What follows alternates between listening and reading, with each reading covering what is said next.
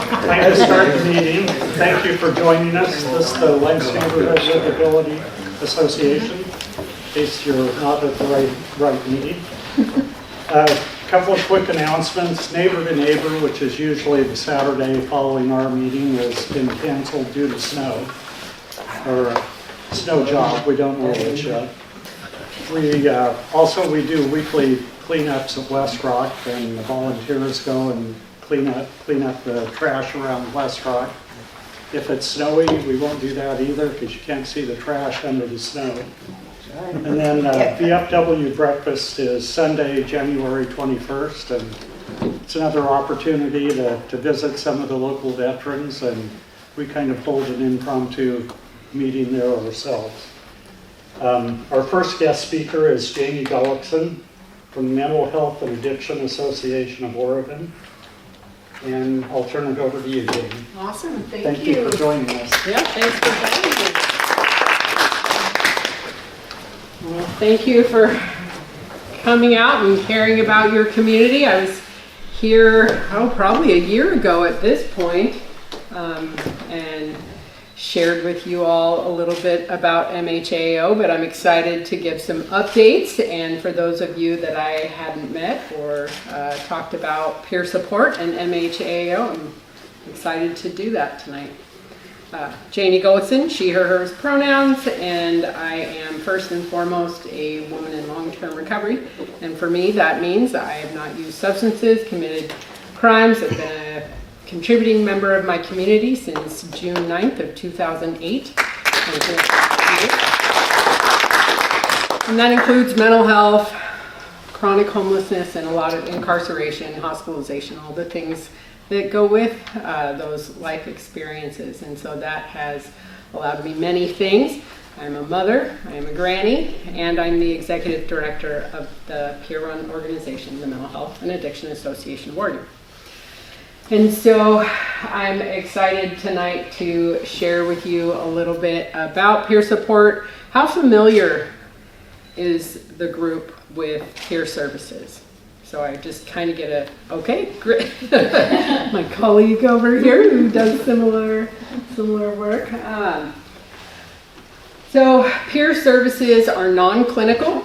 They're not treatment. They're not counseling, but they are a support service that can walk alongside someone wherever they are on their journey. And we offer that support through the lens of lived experience, having been there, done that in a very similar way.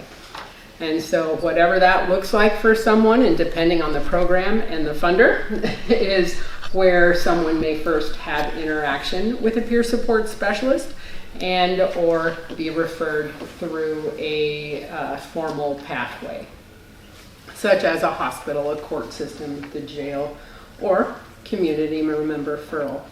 So I have my card with our QR code over there if that is something of interest to you. We've been around since 2001, but doing direct peer support services in the Portland metro area since 2014. I see, I'm just going to double check on where we are with this, not to turn my back on you, but. And so we have been growing by leaps and bounds, as I'm sure is not unfamiliar to you. The need is great. And so we're out there serving the community in many ways, and that includes outreach to homeless encampments out on the street and through those other pathways and programs that I mentioned. And so last year we were able to connect with over 7,000 people. In 2020, I'll give you an idea of how big we were. We have 45 staff. We are almost 200 now. And that's almost 200 people who have been where the people we are serving are, and who are also in long-term recovery, giving back to their community. And so what I'd also like to leave you with is that recovery is not only possible, but probable, given the right services and supports. And so we're just, we don't do it alone, but we are, maybe that first encounter someone will have with someone who's openly says, I've been there, I'm here to walk beside you and help you find what you're looking for. And so we also, peer support is a profession, and MHAO is a state and national approved peer support certification trainer. And our most popular training is peer wellness specialist training. It's a little more in-depth. It's double the minimum requirements of hours, and it includes physical health as part of recovery because, well, the head's connected to the body. And so we know people in recovery before they were there, or maybe have not visited healthcare or dental care for many years, and so we just incorporate that also. We are really community involved, and so sometimes there's media attention. There's quite a few articles. Here's a few examples. We have our downtown day center, the Behavioral Health Resource Center, and that's gotten, some good press, some criticisms. And the great thing about peer services and what we want to do is be a good community partner. So we're willing to pivot and do what it takes to be that good neighbor, that good community partner. And that day center was new to us. It's a year in the making, and now we have the support of the community members who are actually very pleased that we have done some things to help the neighborhood. And then here's a segue into the Lentz neighborhood and what we're excited to share with you tonight. MHAO purchased the old Rosewood Clinic on 89th and Powell. It'll be our first property that we own, and we are about to do tenant improvements. Hammer's about to swing. We're through the permitting process, and we wanted to connect with you to share with you what we'll have to offer. And so I do have a fly-through. It doesn't share the whole entire concept of what we're going to be offering, but it'll give you the highlights. And we'll start when it starts, it'll start in the foyer, which, how many of you know where the Rosewood Clinic is on 89th and Powell? And it's a big sort of glass front foyer. We're going to keep that. In fact, we will be removing some of those stickers that are on there now, and so there'll be bright light, but with tinting, and that'll be the walk-ins portion where anyone can walk in off the street and connect with a peer support specialist and get connected to care. And then we have the reception view.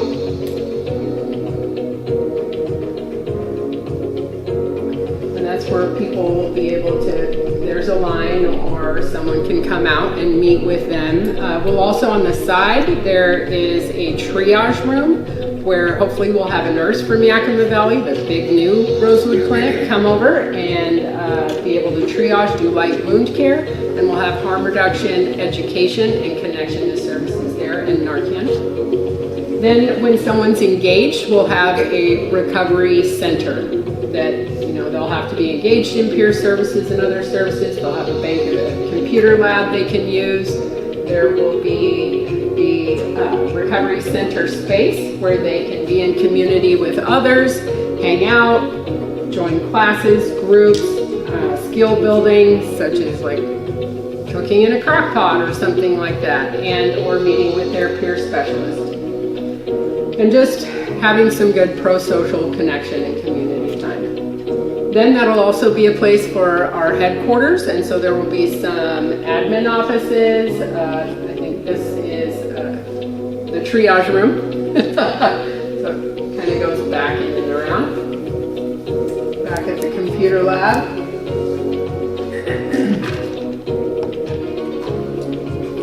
And then it goes to the back of the building where you'll see shared office spaces, dedicated workstations, break room.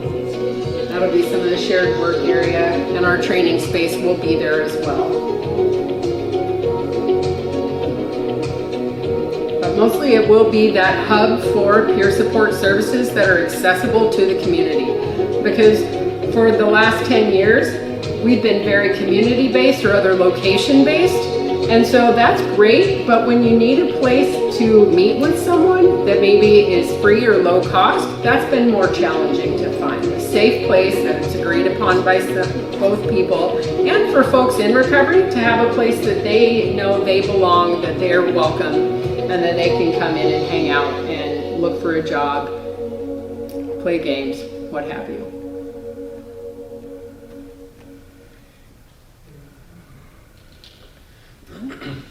I think that was it. Was that the... Got a couple more slides. Okay.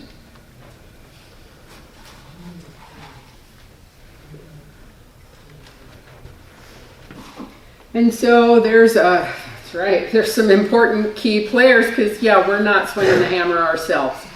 And so Fortis Construction, well-known, well-respected construction company, been in, around Portland for a very long time. They did a great presentation about their interest in the recovery campus, and they were chosen through an RFP process, and they've been great.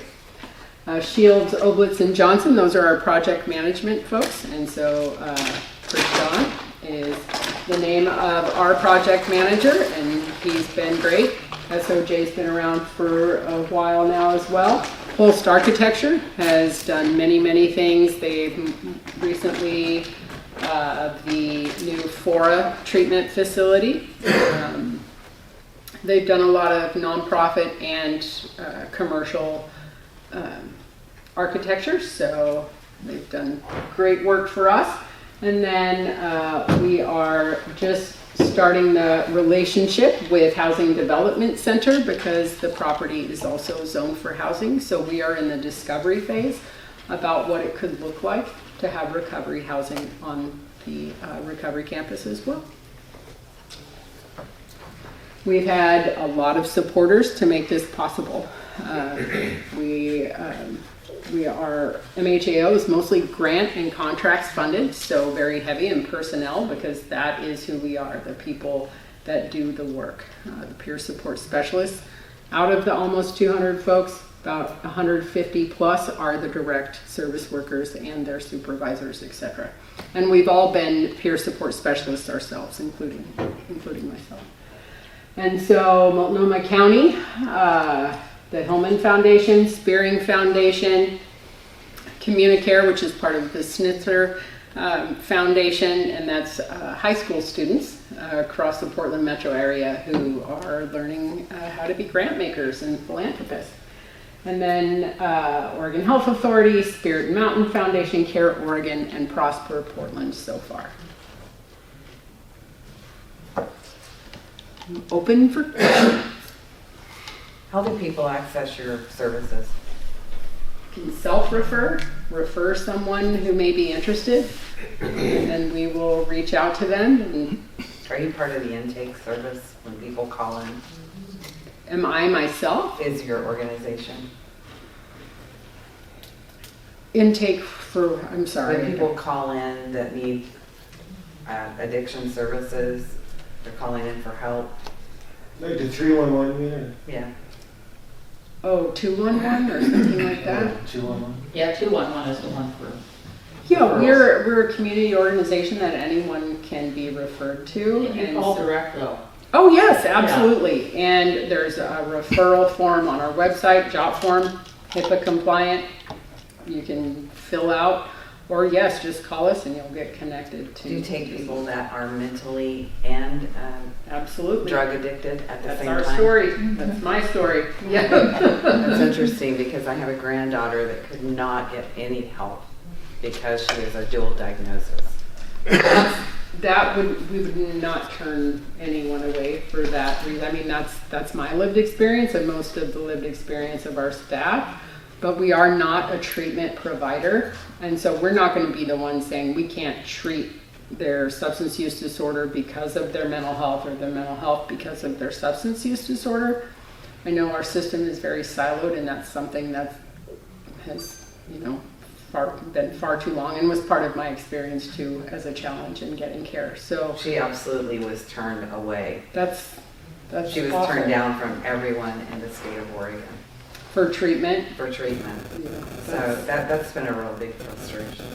When people are asking for help yeah. and there are no services, zero available to dual diagnosis.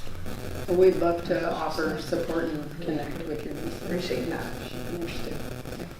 And so my cell number is on my card. And so if I can support the process, because sometimes from the day-to-day I'm a little more removed, but I am more involved than probably many. How long has your organization been offering services at this point?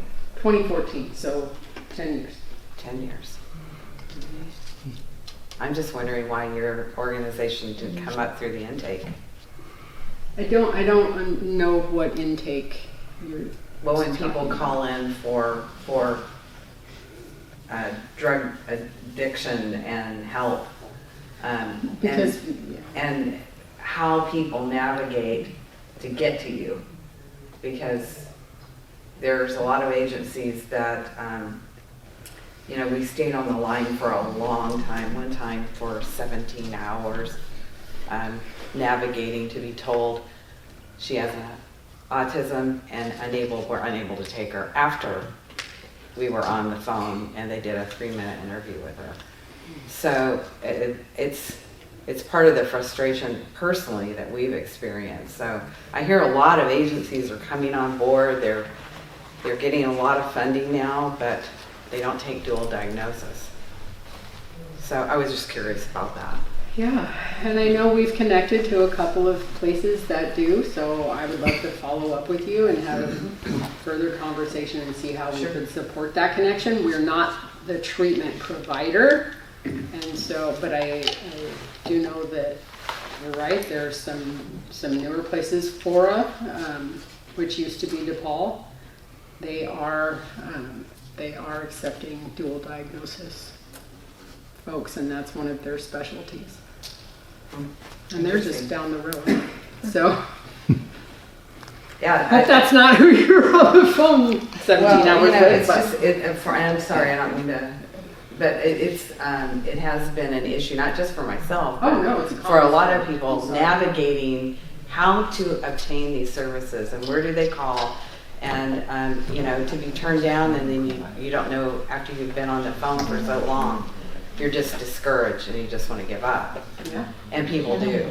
I mean, it happened 2 or 3 times before we actually got her help. But, she had to leave the state of Oregon in order to do it. So I was just curious how people get to you and how you navigate, your clients or whatever you call them into other services.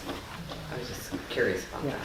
Yeah, we meet with them, find out what it is they're looking for, and then much the same way we use our connections that we've made through being a community partner and having been there ourselves in many ways.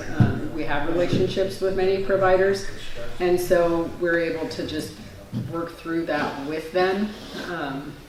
And it's not that we don't run into roadblocks and frustrations also, because the system hasn't caught up with the need, obviously, but it's something keep working at. You said you're not a training provider. What is a training provider? We are a training provider, we're not a treatment provider. So we train the peer support workforce, which is there's certification requirements to be in that profession. And so we are an approved training provider. We're not a substance use disorder treatment or mental health treatment. We're not clinical in any way. So if Juanita called with a granddaughter in need, what would you do to help her? We would connect with the granddaughter. We'd take the referral, listen, and then reach out to the granddaughter, maybe meet with you and your granddaughter. Sorry, I said niece earlier. And just try to engage. Connections are built pretty quickly with folks when they understand we're not there with any other agenda except for to get to know them, and we've been there.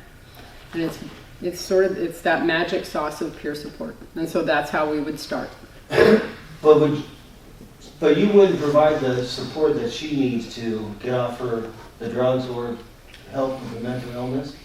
Well, we would hope so. So if there was a desire, because we're not able to force anyone to do something they don't want to do, but it sounds like she was wanting and seeking help and having a hard time navigating the system. well, we're pretty expert at navigating the system, and we'll do that with her. So would you take her granddaughter and get her a provider then? Yes, Oh, okay. yeah, absolutely. So that's what you do. You But there's that piece too of hopefully we're inspiring something, a desire for change. And that hope is important too, because people don't change without hope. Do you know what ASAP Services is? ASAP? Yeah. No, I don't.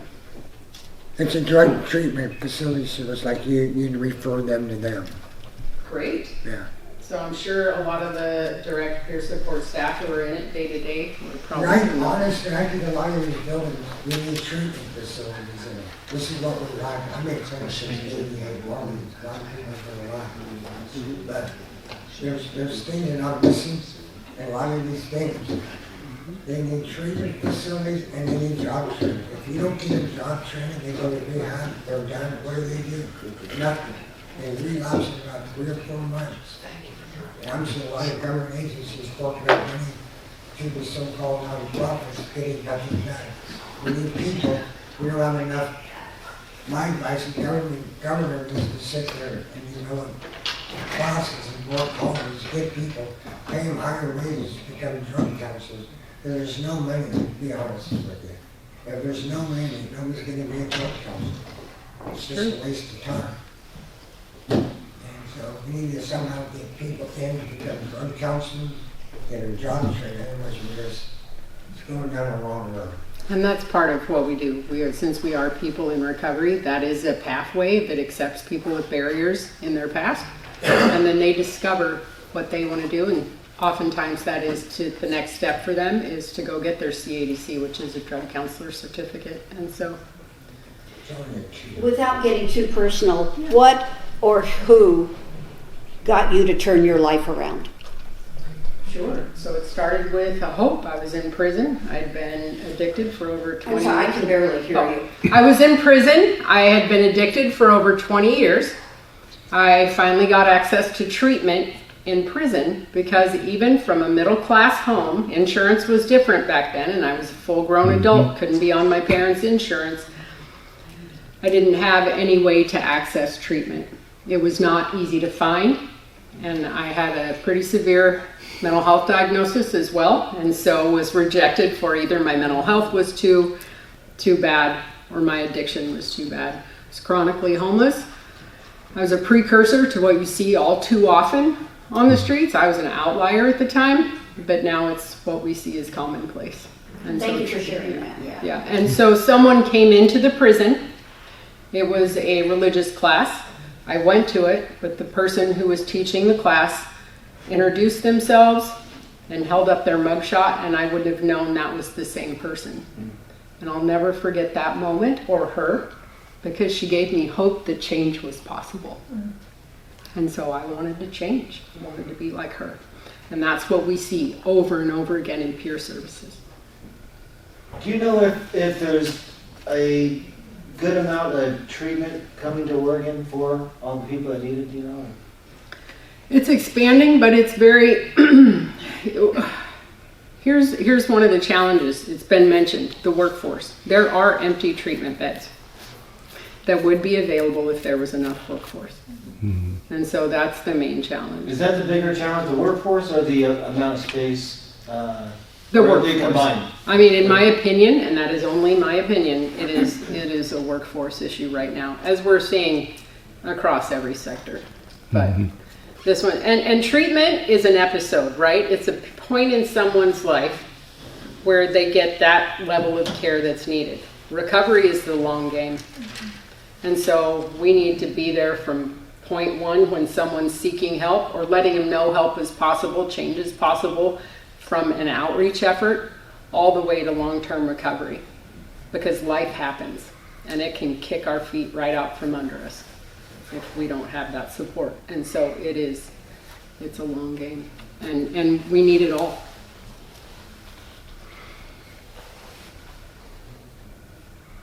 I think I've probably gone over my 10 minutes, but I would love to. No, actually, you're perfect. Oh, you're only got 10 minutes for all this? No. Okay, you're No, Well, it was, y'all squeezed me in, so I appreciate it. And I hope to come back because there's another hat I wear that I'll introduce the next time. Okay. Can I ask you a quick question? Sure. Have you ever thought of getting people to put pressure on the government to start getting classes, get people motivated to become drug and alcohol counselors? They're doing it. They're funding a lot more than they used to, that pathway to I become. don't have a degree. I took the prerequisite. I mean, I know job sites for kids. I was going to say, you want to come do it? I've helped people get clean, a number of people get clean, and I don't have a degree. And I Well, have a same, very- yeah. I have a high success rate compared to some of these treatment facilities. Because I teach in jobs for That's an important you piece. have to have jobs. And they all agree, but if you don't have job skills, we're tennis. I agree. Yeah. Health, home, community, and purpose. That's recovery. Thank you.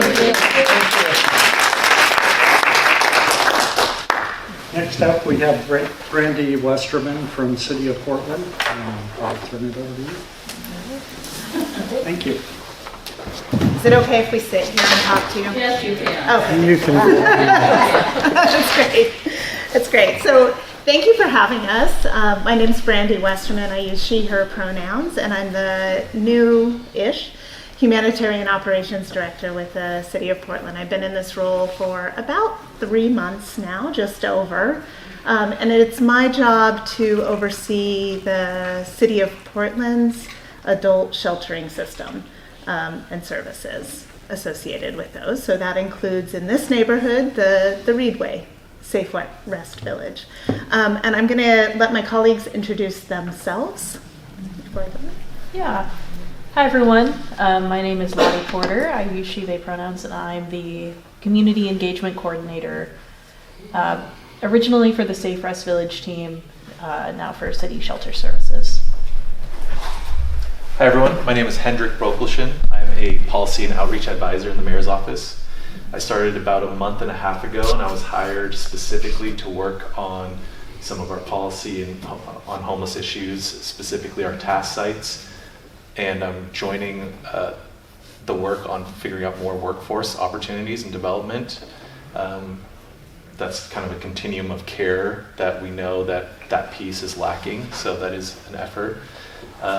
So we're all going to work together on our shelter sites and in the services that are included. So a little bit about my background. I appreciated hearing Janie's. Thank you so much for sharing with us. So I am born and raised in Southern Oregon.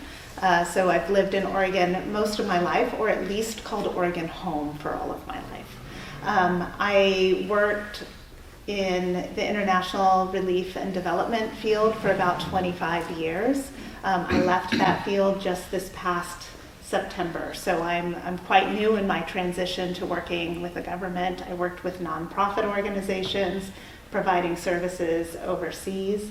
I've been a resident of Portland for about 32 years or so, so this has been my home, and I've watched as the homeless crisis has gotten worse, honestly, and more people have found themselves living in the streets, living unsheltered. And with my background in humanitarian response, I felt compelled to work here at home and to shift my focus to doing what I can do to be part of the solution right here.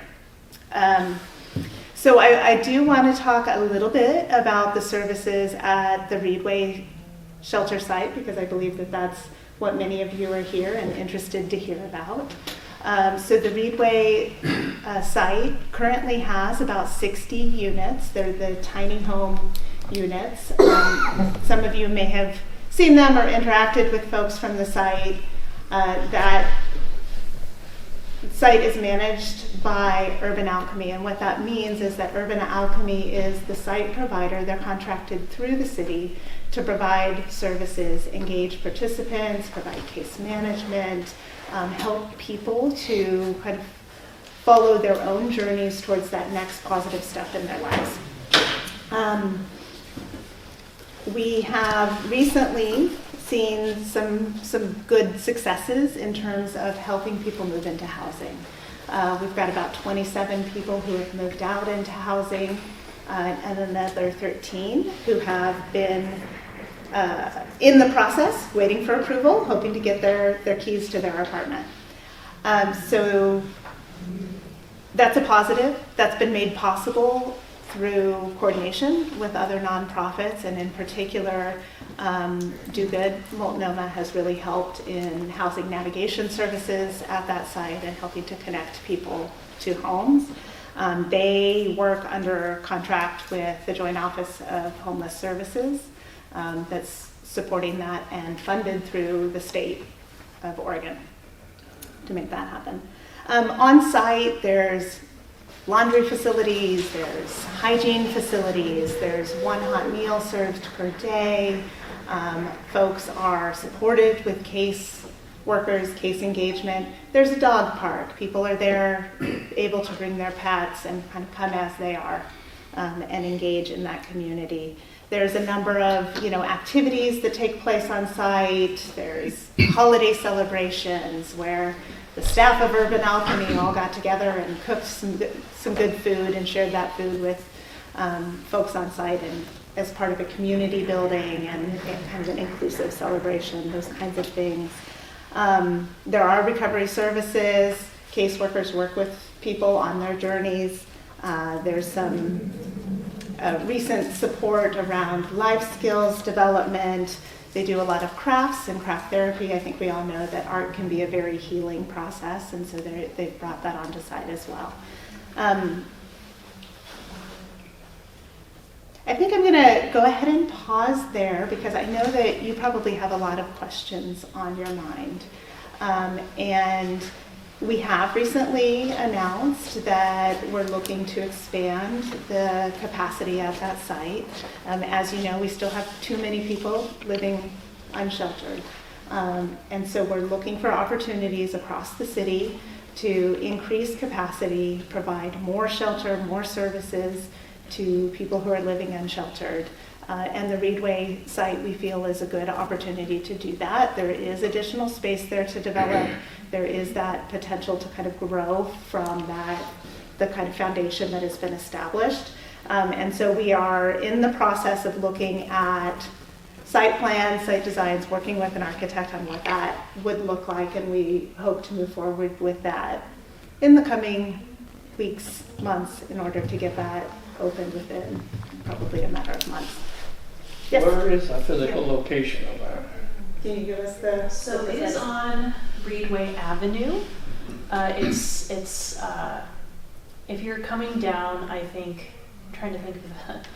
It's 104th and Reedway. Yes, 104th and Reedway. Thank you, Char. That doesn't have any sites for vehicles, I take it, to.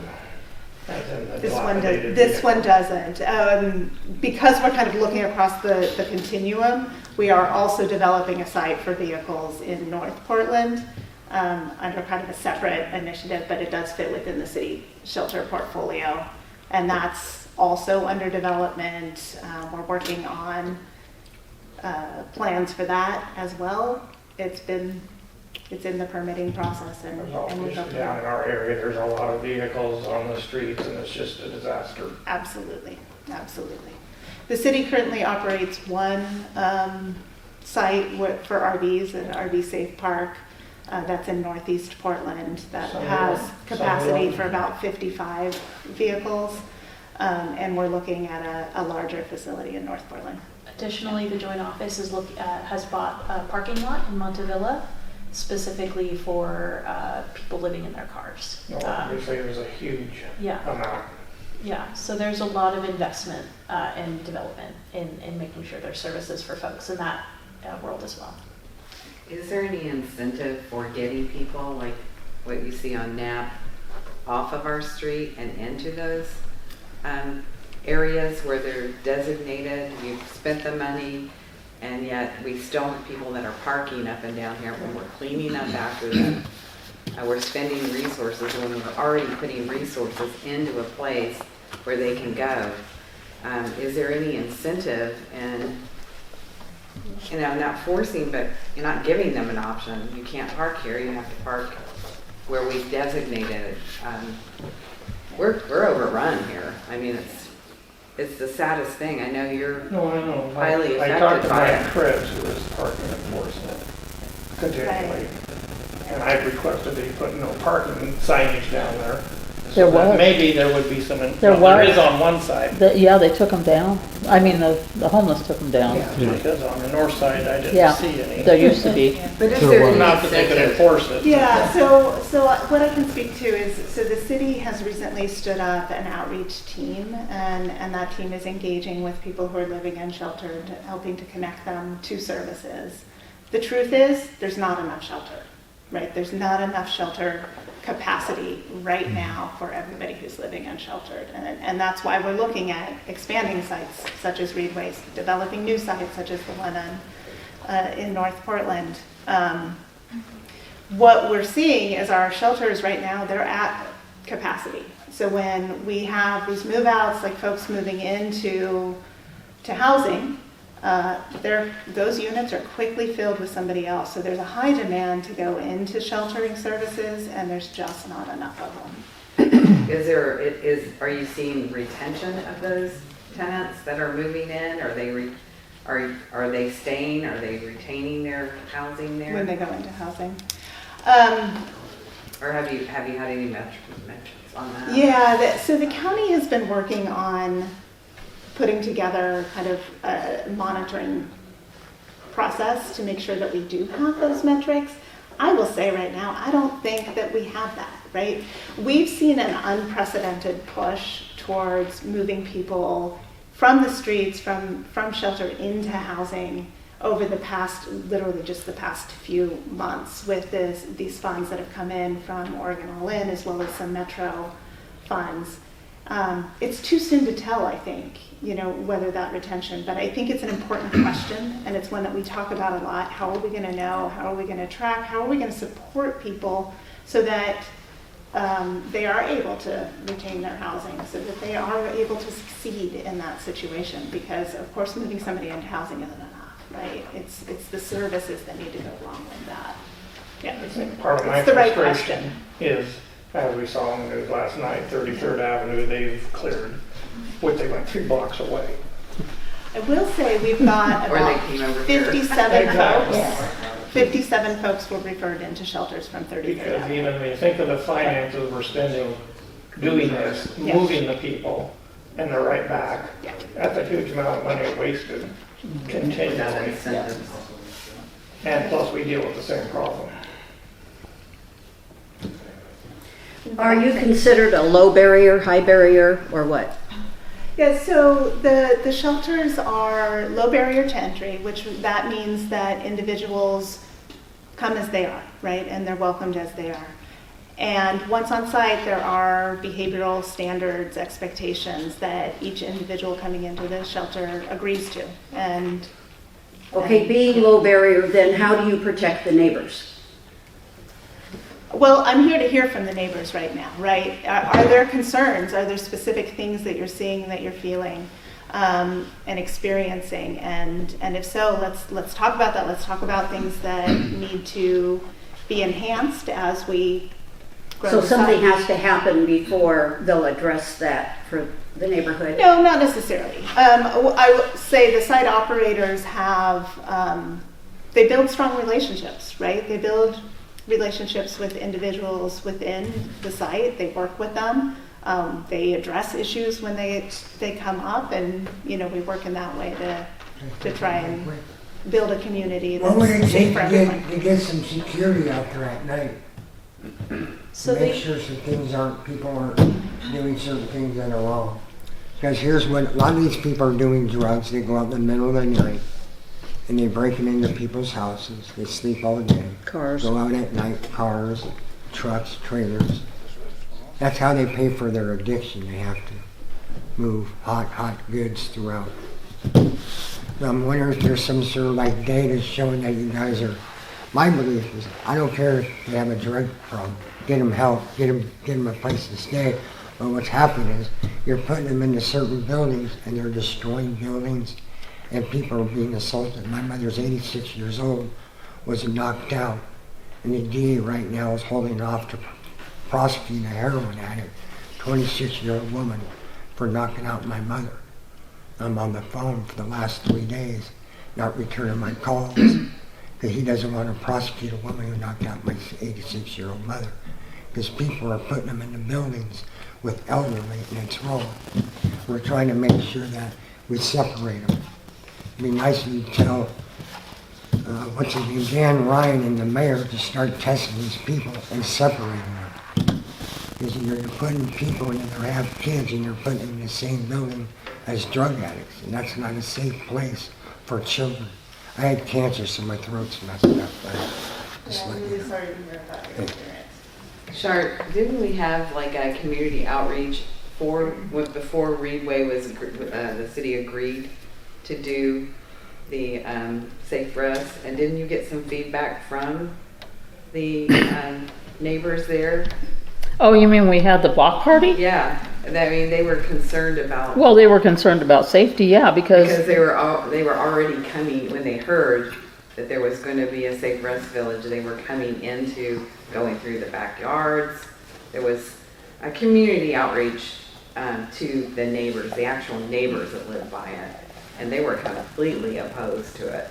well, a lot of them didn't even know about it. And a lot of them didn't know, but when they Neighbors found get out, ripped they were off. completely opposed because of what they were already seeing. So, And the devastation to the property values. yeah, and that was the key, because they placed that, and they are coming into the community, and we do see the evidence of them in our neighborhoods, and all of it is not always pleasant. I think So, this gentleman brought up a You really want good to see point. people get help, but there's that element. I think that So, the back Joanne has has been waiting over waiting. a bit of time. Yeah. Joanne, Lentz Strong Housing Team, making Lentz a home for all our neighbors, she, her pronouns. So I live sort of in the immediate neighborhood, not that immediate, we live near Lentz School. And I will say that probably since around the opening of the Safe Rest Village at Reedway, there was a large influx of houseless people. I'm not blaming it, and I don't think neighbors in the immediate vicinity are really blaming it on the advent of the Safe Rest Village. But what is happening is because of the increased sweeps and resets in central, south, east, and also downtown, more people are moving into our neighborhood because they know there's less enforcement. So what we did notice is that around the time of the teacher's strike, too, because there was no enforcement of safe routes to schools, there's been a whole lot more camp dwellers, intents, ranging from along that multi-use path from like Harold all the way till Holgate. And normally that would be a safe route to school, and that would be a place that would not be allowed to have tent campers. What we had brought up, and Laudie knows this too, at the Safe Rest Village stakeholder meetings, is that Lentz doesn't have a lot of resources. We do not have a local library. Both local libraries, Midland and Holgate, have been closed now due to remodeling. We don't have a community center, and the Mount Scott Community Center is going to be closed now till I think 2025. Those were all things that by a street routes analysis, one needed in order to place a really ideal Safe Rest Village. You needed access to the MAX, you needed access to a frequent bus line, you needed access to grocery stores. We don't have a grocery store. Walmart is gone. Not that Walmart was really a grocery store, but these are all issues that come up. Issues that really impact us is that for a lot of houseless people and low-income people, they use bottle drop redemptions to supplement their income. In our neighborhood, we don't have bottles to redeem. And we've had a lot of problems with people housed and unhoused actually going up into people's driveways, looking through their recycling bins, where we had to go and say to them, hey, garbage pickup is on Monday. You're perfectly fine to look through our stuff, but we really don't feel comfortable having you walk right up our driveway because we don't know what you're doing. The other issue that came up too is we really don't have the free fridge resources, and I walk a lot. I'm transit dependent, I have a dog, I'm pretty approachable, and I was meeting a lot of houseless people who were there asking me about where is the pantry? And I remember when they asked me, I said, we don't have a pantry. And I was thinking, are you talking about Pilgrim Lutheran, maybe with the wonderful wellness fairs that PDX Saints is hosting? Are you talking about maybe the Seventh-day Adventist Church? And they were talking about the free fridge on 99th and Party. And the 99th and Party free fridge gets decimated pretty quickly because our neighbors use it to feed themselves, whether they're disabled or seniors or whatever. So a lot of the animosity that you're getting is not because we're hard-hearted, meaning uncompassionate people. It's that we're looking at ourselves and we say, we really don't have the resources to even take care of our own. And now we're getting in houseless from downtown and Central East Side that are coming here. And I know a lot of the times we've asked, could we have a preference policy? And we're hearing from houseless neighbors that they're not finding the outreach workers, and the outreach workers are not finding them. And we've repeatedly asked, we understand English, we understand that there's no self-referral, but if they cannot be found, there should be a service provider that we can give them an email address to so they can find them. So who are the service provider outreach workers that are supposedly going up and down the corridor to talk to people who might be seeking housing? Because again, if you keep sweeping them, if they do make a contact, how are they going to reach them again?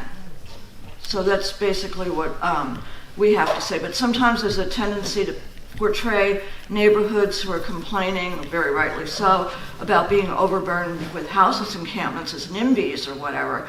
And it's not really that at all. It's that we're feeling put upon because we're actually being marginalized more than we are already. So I would really like to see, and I know One Strong has said that, LNLA has said that, and if you could keep track of how many people at the SRV and Reedway are actually from Lentz. And I don't mean born and bred in Lentz, I'm just meaning like pretty much have been living in Lentz for the last several months and then were found and placed. But I know in the newsletter that you all did, you mentioned and highlighted that there were 2 people there who actually were imported from Delta Park. So we're not really trusting that all these people are coming from Lentz, and that's a major issue for us, because then all that happens is we still have people living in campers, people living in tents, but the bottom line, and the people who are living in the SRV are frankly people that are considered disposable and dispensable from other richer, whiter neighborhoods, and that's not cool either. So I took up a lot of space, but that needed to be said. Thank you. Is there, basically what Keith said, is there any data being done? What I like to see is data, no matter who you talk to, every time you talk to them. Of course, somebody doesn't want to answer your questions.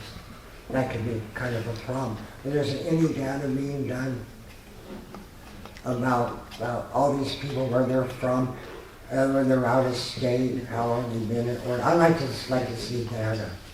Because I know, let me say something, I used to do construction, but I'm done, I'm trying to teach construction, but I've dealt with a number of young people, and they're all out of state. I hear a lot of people from Ohio, Pennsylvania, I've had people from South Carolina, and it's kind of odd. I go, what are you coming here for? They say, well, this is the place to come. Surfaces. And it's sad, but they all say, Yeah. they're in their 20s, Yeah. this is the place to come from, because the social media tells you this is where. Honestly, I like to see the city or the governor put up like a 6% tax for entering Oregon. You may move in Oregon. Well, 4% go to the county, 2% go to the state, because it costs money when people move in it, and we're paying for it. And that's what happens, because it costs money to build housing. Everybody has to pay for this housing, pay a 10% tax for 10 years or something. That's my belief. Brandy, is there any way that Joanna and this gentleman's questions can be addressed and answered? Yeah. Henry, that you guys can get back to us and answer, because Joanna brought up a lot of good points. I think having security would be excellent for the neighborhoods, so that we feel safe at night walking outside our homes and such.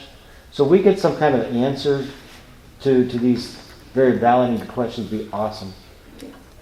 Yeah, and I appreciate that. And I don't always have all of the answers, especially being kind of a new person. Haven't been put in charge of tax policy quite yet. I'm not sure that's going to happen. Go get them. Right? We have faith. But I do want to say, like, there is a lot of intentionality about trying to spread the services across the city, right? To have shelters that are in different neighborhoods rather than to try and kind of consolidate them. And I hear that concern.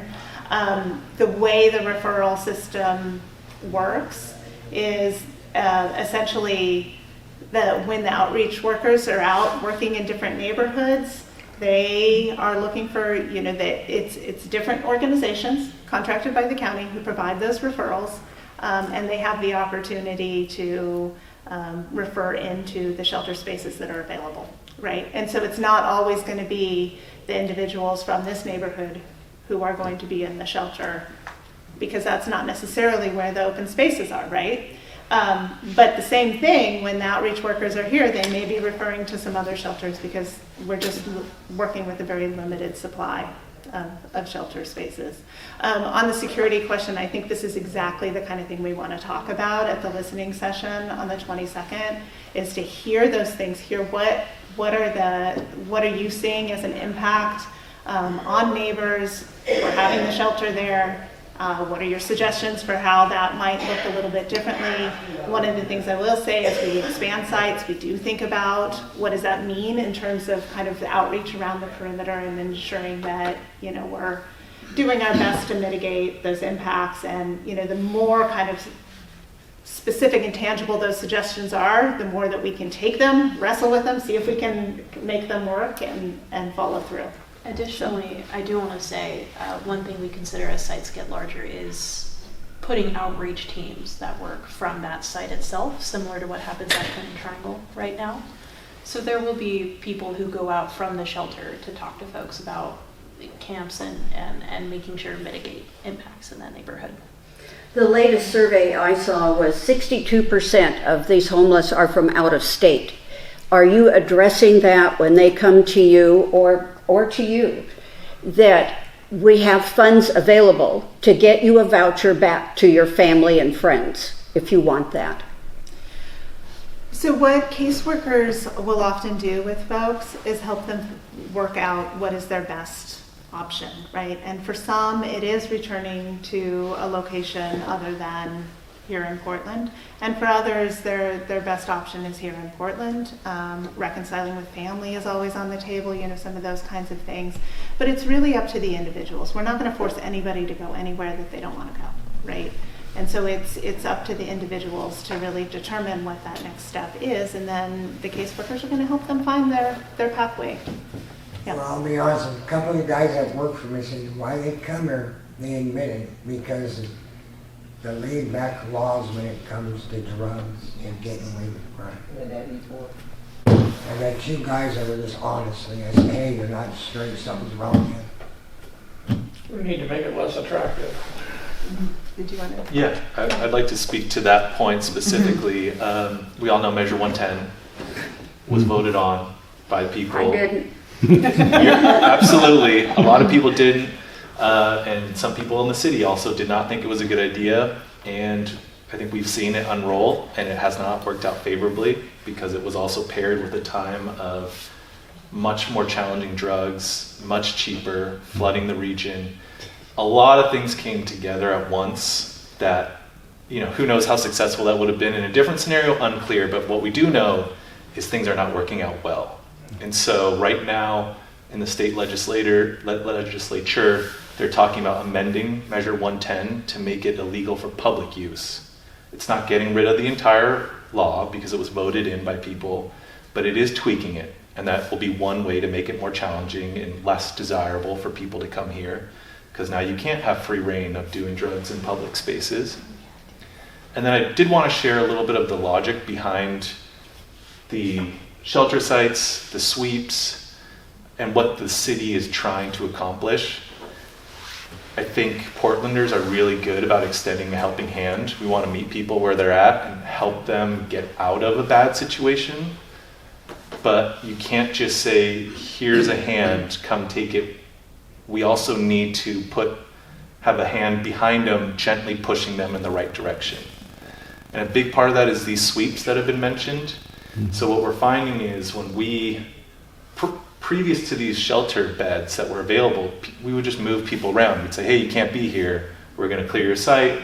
They move 2 blocks or they move across town, and that was getting us nowhere. So what the goal is with the expansion of these sites, the addition of shelter beds, is to say, hey, we have places for you, but we're also going to keep sweeping. And we're going to keep letting you know that you can't park on these streets for long-term illegally and live here when we have services for you. And what we're finding is that people will say no to services because you can't force them to move in these beds. And you say, okay, well, we're going to sweep. And then they move somewhere else. 2 weeks later, 1 week later, sometimes a month later, someone says, hey, we're going to sweep your site. What we're finding is some people after the 3rd or 4th move are starting to say yes to services. So it's very challenging. There's a lot of variables, and there's a lot of great success stories and a lot of people that don't want to interact with our services. But the goal here is we have to provide places and services to help people, and we need to also be letting people know, like, you can't just come here, stay wherever you want, live without rules, do drugs in public, do crime. See, other people, Janie got clean when she was in prison. I got clean when I went to jail. I didn't go to prison, but I went to jail and I didn't like it. And it gave me time to think about my life. Other people like me, I have no problem putting people in jail for a while. It gives them a chance to think about it, get clean. Somebody came to me like her, and the guy started talking, is this what you really want? You're 19 years old. And I thought about it, oh no.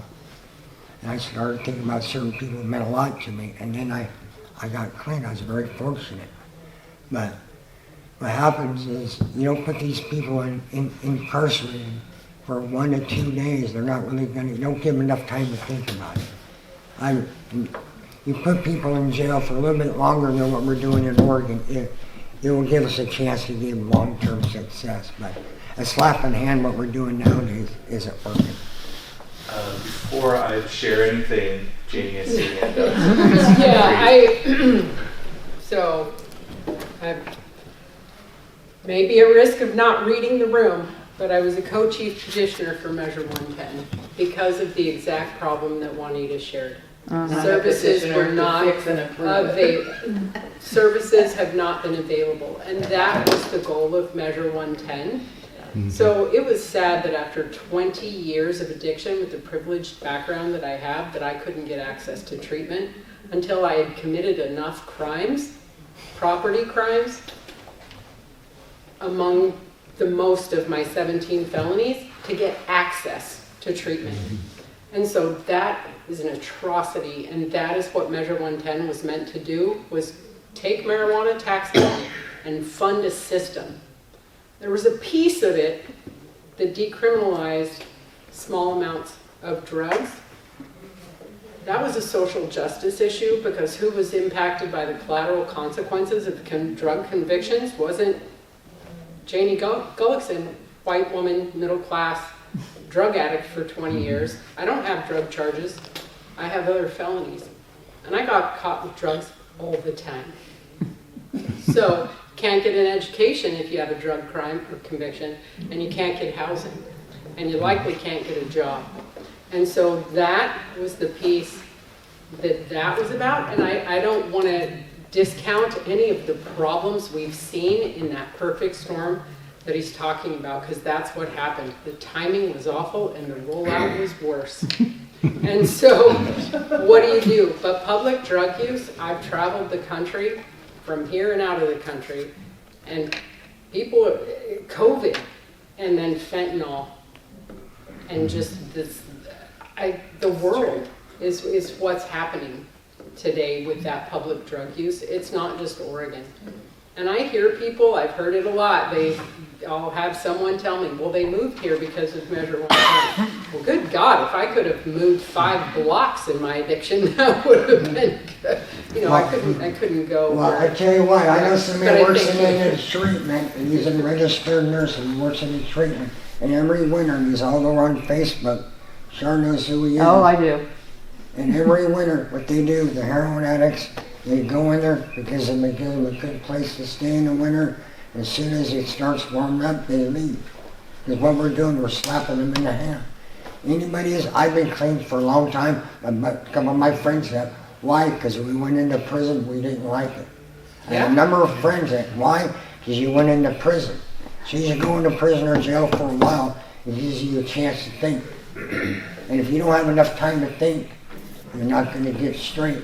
By letting them run around and do drugs, they're not going to think. They're thinking about getting the next hit of dope. That's not going to work. So I'm totally against 110. I never voted for it. A lot of people here didn't.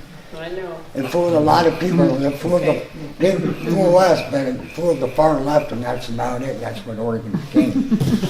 I'd like to add one thing to sort of address or agree. The challenge here is we have a whole city of ideas. We have some people that say, hey, if you're doing drugs and you're by a school, you should go to jail. As a city, we also have people saying, hey, people are free to do what they want. They have privacy in their tents on sidewalks. Yeah. The spectrum is this large, and as a city, we have to navigate that and find a middle humanitarian solution that we capture as many people as we can and can steer them down this way back to normal life. And we all know that you don't just get better from addiction. Sometimes it takes you a whole wave of situations of getting clean, and then you aren't clean anymore. Like, it's so complex, but our goal is to find that, as best we can, that spot that's in the middle, but is steering people towards the best situation possible. And we're dealing with over 6,000 people in the street. That number's probably a lot larger than we know. So to serve that population that's so complex is quite a challenge, and you all know that. That's why you're here, to talk with us about it. So I just wanted to throw that out there so we're all like on the same page, because I think we all want the same things. It's just how we get there. Thing, but until there's consequences, it's not going to change. Person in the scarf, you had something you wanted to say? Oh, Ken? Yeah. I want to take off my mask. Okay, I'll take off my mask. That's He why I has sat to. in the corner. Anyway, one thing that concerns me is the Safe Rest villages are costing quite a bit of money to run. To get that structure in there costs so many thousands of dollars. And I know it's a stopgap measure, but I haven't seen any housing being built on sites that are available, county or city sites, that have services at the bottom of the building complex, like one would have shops with medical services, mental health services, employment services, job training services, with the residents on top. So each one has a place, safe place to sleep, be able to have a shower, a kitchen if they want, and it's easy to build these modular places that do that. There's countries like, Finland, that have solved the problem by building that type of housing.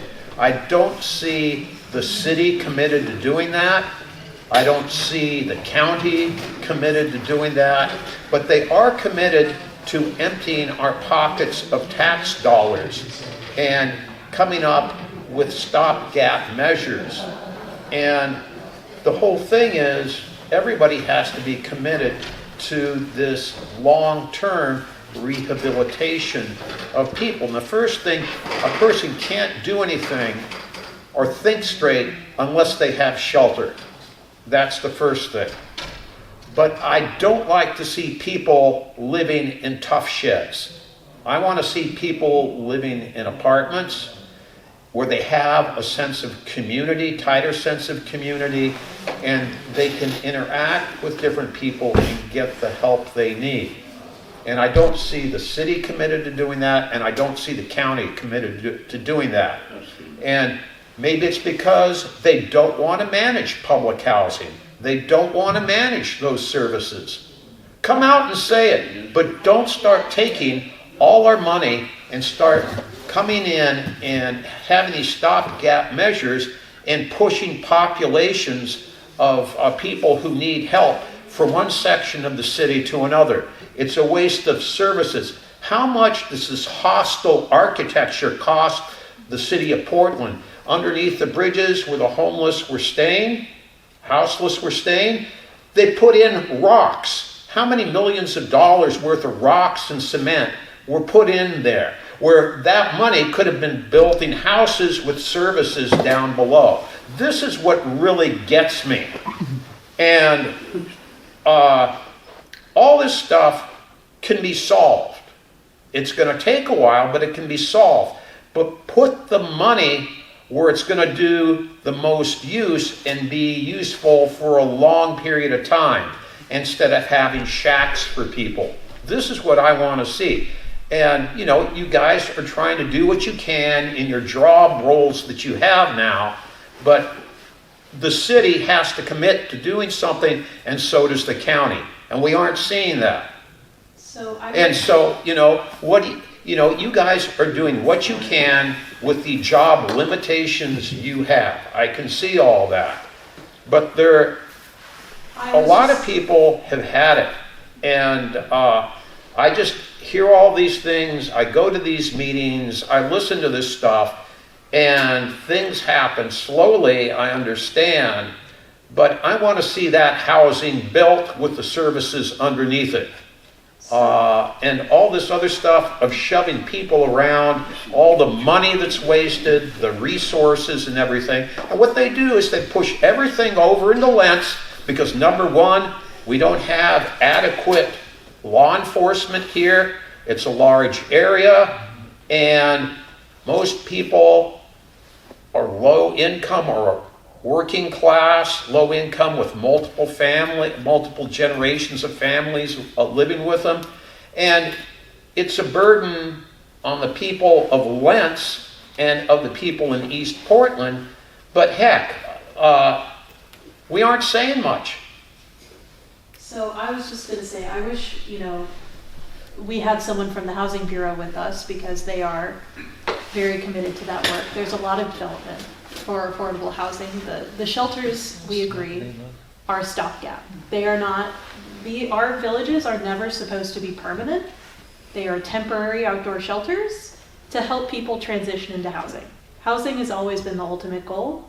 Both the city and the county are working on a lot of different affordable housing projects. One of the Safe Rest villages, Peninsula Crossing, is on land that is slated to become an affordable housing development in the next few years. For example, that's one of many plots that has been designated for affordable housing, and we're hoping that that will continue to be worked on. I personally can't speak to those projects because I'm focused on sheltering, but there is information out there about those. I'm happy to follow up with those resources about what housing work is happening, because there is a lot of investment happening in that work outside of what shelters are, outside of how we're sheltering. There are a lot of buildings being built. I will say it, there's a lot of them. But what I'm seeing is lack of security. Where my mother's at, they have no security at night. So my mother and a group of senior citizens grabbed a trial attorney, and she was outraged. So you're going to hear about a couple $1 million lawsuit against them. And what I would like to see is start getting job training program. Because in the world of construction, every contractor knows there's no electricians in the future, no plumbers, no HVAC, nobody relying on a bunch of legal immigration to do construction. Nobody is entering construction. And that's a major problem here in the future. Because nobody's going to do it. Have any of you heard of My Father's House? I have. I have. You need to study what they have done. They are extremely successful. It's for families. They can come in and stay. It used to be 3 months, then it went to 6, and they can even stay a little longer if they want. They are tested before they come in. They have to be sober.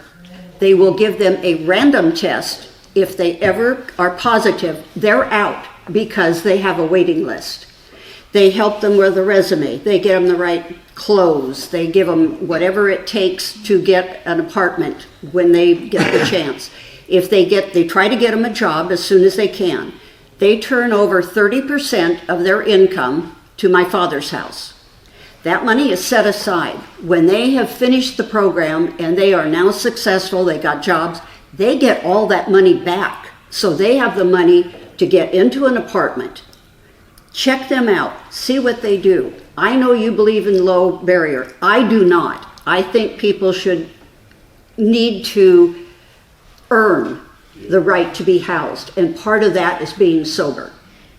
So please, check, at least one of you, check out my father's house and just ask the questions and see what they do and how they've been successful. Because they have been, it's like 85% success rate.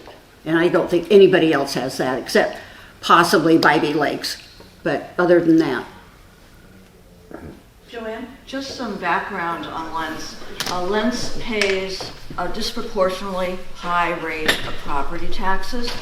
We pay something like $400 a month just in property taxes, which may not seem much if you're in a neighborhood where if you flip your house you can make $1.5 million, but it is a lot when your house is only worth maybe $350,000 when the economy is booming. So you need to realize that we have a lot of tax-burdened seniors and people with disabilities who are in danger of losing their homes. For many people, their home is the only generational wealth they will be able to leave their children. If they can't give their kids a good education, then that's the next best thing that they can give. I have a concern, and I've heard from other neighbors as well too, about this throwing of money at stuff to make neighborhoods better, and then turning around and throwing money at neighborhoods to make them worse. So that neighborhood around Reedway SRV was in a neighborhood stabilization program. That means that federal money was thrown at those neighbors, as it should have been, to help them prevent foreclosure. It will also help them pay for their high floodplain insurance. And now we're turning around and putting in a low barrier houseless shelter practically on their doorsteps. The other issue that comes up in Lentz is we're an urban renewal area. So affordable housing is only affordable if it really matches the median family income of the community. Lentz median family income is probably about $50,000 a year. Portland median family income is something like $104,000. So when they're calculating rents, Dinkelspiel, who was at that time part of the Portland Housing Bureau, admitted to us that most of the people living in the affordable housing in that Lentz Town Center, paid for by our tax dollars to be urban renewal, were paying over 50% of their monthly income on rent. So unless there's really a focus on truly affordable housing matching the median family income of the neighborhood, it's really meaningless. I don't like personally to hear the stigmatizing of all houseless people as being drug addicts or mentally ill. Yes, there are a lot of mentally ill homeless people, and that's a tragedy. There are a lot of drug addicted, mentally ill people. That's a tragedy as well too. Sometimes we don't know, like you said, like Jamie had said, there's dual diagnoses, so what happens is you have people self-medicating. That's a tragedy as well too. But what we're noticing more is a lot of seniors living in their cars, a lot of disabled people living in tents, because we see the wheelchairs out there as well too. So we have to be careful when the city tries to demonize that it's all drug addicts who are causing the problems, or it's all poor people, it's all people of color, or it's all mentally ill people, because that's not really true at all. And we need to, and I think most of us do know that deep down too. But I do worry about this, like my husband said, we're sort of on the same page here, about throwing all this money at stuff for Band-Aid solutions without looking at stagnant wages, without looking at inflation, without looking at burdens of transportation and property taxes. And what I always tell young people, or not so young people who rent, is that if you're really worried about how high your rent is, unless you're living in mom's basement, $400 a month of that rent is going towards property taxes, because we pay an inordinate amount for property taxes compared to other more affluent, whiter neighborhoods. So that's where some of the, I was shocked to read that for the Metro supportive housing bonds, that 3/4 of that was supposed to go to house long-term people with disabilities. Can I ask you a Long-term quick housing. question? Yeah. Do you get any help paying your property taxes? No, we don't. 'Cause And I know I- in certain neighborhoods, this is my problem with Oregon legislation. It's had something to do with gentrification. People are getting tax breaks, property tax breaks within a certain neighborhood. That's what I want to see. I want to see some in the legislature to help people, elderly people, pay their property taxes who can't. Because in certain neighborhoods, and this is how gentrification happened, where certain people got tax breaks, property tax rebate in certain neighborhoods. What you can do And that is, wasn't right. this is sort of right. You can forbear Yeah, you can your taxes, defer. sir. You can forbear your taxes, but then again, that erodes into your generational Yeah. wealth because the city Yes, it gives you does. nothing for nothing. So what happens is when you die, then they come back and they reclaim your property taxes, and they're going to add the interest for all the years you did not pay property. So it does work out for people, let's say, who don't have children or anybody they want to leave it to. But if you want to leave it to anybody else, you're going to want problems. I think Aaron there had a question. Did you have a question, Aaron? You wanted to ask him? No, I just wanted to address what he was talking about. Oh, okay. And the gentleman back here Oh. about the housing. I work in Vancouver. I work for a property management company. I'm a janitor. So I have a lot of interaction with people, probably more than their counselors. But from what I see, about 90% of them don't want any help. You put them in apartments. I work in apartment buildings. And one particular one, 30 people there. How many people do you think wanted help? 3 that I saw. And what happens to the apartment buildings after? They tear them up. I keep the halls in that clean. We have to. But if you open, a lot of them, you open the door, stuff comes rolling out. Looks just like their camp stick. So they live the same way in the apartment they do on the street. It does get them off the street, but it doesn't address their problems at all. And that's part of And then you why put people in there that do want help, and all these druggies are running around, and they don't have enough counselors to begin with. I know some of the counselors, and one lady said she has 250 clients. It's impossible for them to keep up with that many people. And I think that's part of why our program, when Commissioner Ryan had originally built the Safe Rest Village program, it's a transition point. It's for folks who are not ready to go. But the housing you're going to find, they're going to do thousands of dollars worth of damage. And so this is a point for I people mean, a to lot of develop damage. You have those. fires, you have floods, all kinds of things happen, and it never ends. It's a point for people to learn those life skills about how to be. They don't want to learn. All they want to do is sit there and live like they do in the street. We're talking about. I know, human beings, I'm right? around them all the time. And everybody's a bit different, right? Sure, when their counselor comes to see them, they're going to be nice. They're going to be clean. But as soon as, they know when they're going to come. So, yeah, but when they leave, they go back to the same thing they were doing. And there are cases, right? But we're talking about human beings, and everybody's a bit different, and how they adapt to those situations is going to be different. Their lived experiences are going to be different, and that's going to impact, kind of how they are successful in shelter, successful elsewhere. I will say that, to address a few of the things that I've heard, first of all, I agree with a lot of what you said, right? Permanent supportive housing has shown incredible results. And that is an amazing thing, and we need more of it. I 100% agree with that, and we don't have it yet. I think that there is a growing realization, and there's a political appetite to build more permanent supportive housing, and that's the kind of housing that has those services available to folks. So I agree with that. I think some of the sober shelters are incredible, and they're doing some fantastic work. The truth is that one size fits all is not the answer, right? So we need to look at different kinds of solutions for different people, different circumstances, and that means that we need to keep kind of trying, right? This work is messy, and it is not obvious what the answers are, and so we need to keep moving forward and learning and trying more things. And so I just want to say gratitude to all of you, because you're part of this journey and you're part of kind of helping us figure it out as a city. And what do we want the city to be? How do we want to treat each other? How do we want to engage with our neighbors? I mean, this is what it's about, and having these kinds of dialogues is going to help move us further down that path. So thank you all for being here, and thank you all for sharing your thoughts openly, honestly.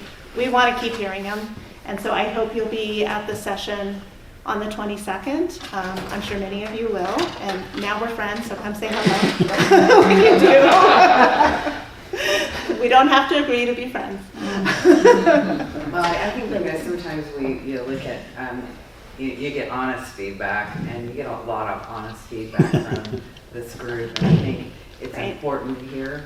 It's painful for us to share it with you, because I know you're on the other end. I'm a retired city worker, so I know how it goes. And a lot of people don't even want to come out to Lentz, and they don't. They don't. The sad part was I grew up knowing as Lentz being, felony flats. That's all I ever heard, ever. But there's a lot of. I lived here 32 years, and it wasn't like it is now. It started to go better. They redid the whole commons area down on Foster, all the new buildings, tore out all the old bad stuff, and it was on an even keel. And now it's just nosedived. I am a petitioner for what the improvement to fix and amend Measure 110. And the reason is of what I see here in Lentz. And it's just painful. It's painful to see people living like they're living. And we walk through it every day, and not just us, but our kids and our grandkids. They have to walk by this every day. And it's completely unfair not to hold people into accountability for their actions. And the accountability piece is missing. And the other piece that I would like to mention, that if you can take it back, we've mentioned it over and over, is the data collection. Yes. When you're talking with people, how can you know who you're talking to if you're not talking to all the other agencies and have a way to gather that data? I mean, it just seems unreal to me that that's not happening. Even in the medical world, we have a way of communicating with each agency so we know what's going on with that person. And we're spending a lot of money, to move these people around, to clean up after them, and it just seems unfair. When we walk by, we clean up this area. A lot of people in this group physically go out and pick trash up. They're part of that. And it's a dangerous job. And as we walk through, we've seen children in these camps. We see animals that are it's so, when you hear from us, it's because it's painful for people that live here to walk by and see it all the time. And we want to be a part of the solution. Of course, we're the older generation here. I remember Oregon had a litter law. You didn't throw trash. You never saw trash. No, never. In Portland, never. Never. But, nobody does it. I just want to leave that with you. I want you to know that we're not being critical of you and your agency personally, but we want you to hear the honest to God truth of what we experience. So. I just think they don't have enough help. How can one person take care of 250 people? You can't. That's the whole thing. A lot of people don't want help either. No. I see it all the time. The frustration you hear is that I work in it, so I know how they are. That Lentz is a dumping ground. It's a dumping ground. And then it's left on us to deal with it. And so we're open to any kind of constructive info that you need to make decisions moving forward. Start from Johnson Creek and go straight down to 205, half a mile on each side. Clean it up. I tell the mayor wants it on his street. What was that? I tell the campers around here that the mayors would like him to move to their street. There you go. Yeah, put him there for a week. And he's not kidding. I've got an old trailer that might end up there. What I'd like to see, though, is along the 205 corridor between Harold Street and Holgate, there's a group of tents there where the people are disabled. and I know they're having a hard time with the weather and everything. They haven't been moved, but I would like to see them get into a safe rest village to where they have at least a solid roof over their head and it's a little warmer, those tents. And I wish some outreach people would go through there and talk with them. They may be what you call help resistant or stuff. I don't know. There's also another tent there if you go over the footbridge on Steel between the court over in Steel over to Lentz School. There's a tent there that's been parked out there, and the person there is, it'd be nice for them to have overhead, solid overhead thing, but they've been parked out there forever, and the school kids have to walk by and go through that every darn day. And I want to see younger people have some hope instead of seeing all this despair around them. It's really, really important. And, you know, for the city to be sweeping people out and then they come over here and they leave the problem here, it's not good for the young people that are here.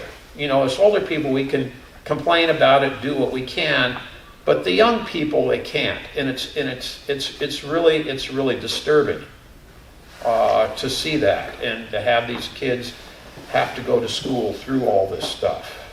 You know, I'd just like to see you guys do some outreach along the core there, trying to get those people into transitional housing so they don't have to live out there like that. Thank you. And the kids don't have to see them living like that. I always advise people report stuff like that to 311, not necessarily because there's going to be a cleanup, but 311, by reporting a camp to 311, that triggers sending outreach teams out from the navigation team to talk and evaluate the impact of that site, and that can start that process with any individual person who is living outside. I always encourage that. If there's a particular camp that you know of that has not been, you know, they haven't had a lot of outreach in a while, it's best to either report it on PDX Reporter or to call 311, and that will send someone out there to check with them. And that won't send the police out there too, No. will it? Well, my experience with that calling in is they tell you, okay, it's on this level of a percentage of need. Yeah. And until it's 90% or above, they don't do anything. That's when it will get cleaned up, but outreach teams have to go out there to evaluate the impact. But outreach workers who are separate from the people who do cleanups, they go out and start talking to those people before any cleanup is done. Can you have them go out and talk to Nat? Yeah, if you call PDX Reporter, they will go out and chat with them. So there's the answer. Everybody needs to report now. Right. It's really just a few Like every voices. day. If you prefer, and if you like online, you could, there's a report a campsite on portlandoregon.gov. You can drop in an address or a location, and when there's a lot of hits, it gets attention. Mhm. So we say share this information not because we're like, oh, we want to know where they are. It's like we want to know where we can bring services. Is So that with the, like the big vans, or is that just like people who walk on foot and very kindly go and talk to people? Because when the big vans come in, whether it's just to clean or whatever, it actually is somewhat traumatic for people. So it's not, you know, if like those people that Ken was saying along the thing, I think that they probably, because I've seen the big vans along the multi-use path, it's actually rather intimidating and rather, because usually right away they think we're going to be swept next. So I'm not really sure if, frankly, I would like to know, this will probably, they feel the same way, but I don't want to talk about this. I would rather see just neighbors go along and talk to the people, because most of us were around and out and about, we have somewhat of a relationship with them, and say, hey, do you want housing? Hey, contact this nonprofit agency, and maybe they can put you in. There's a number of conversations I've had just at a bus stop while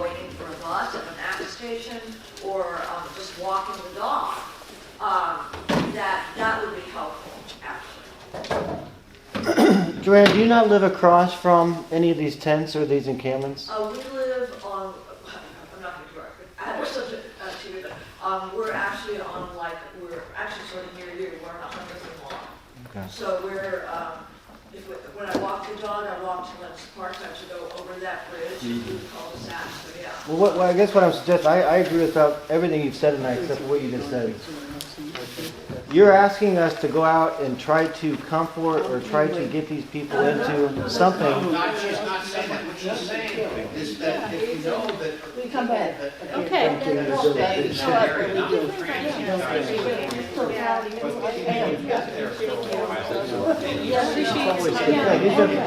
Okay, everyone, we're gonna call the meeting. Meeting's adjourned.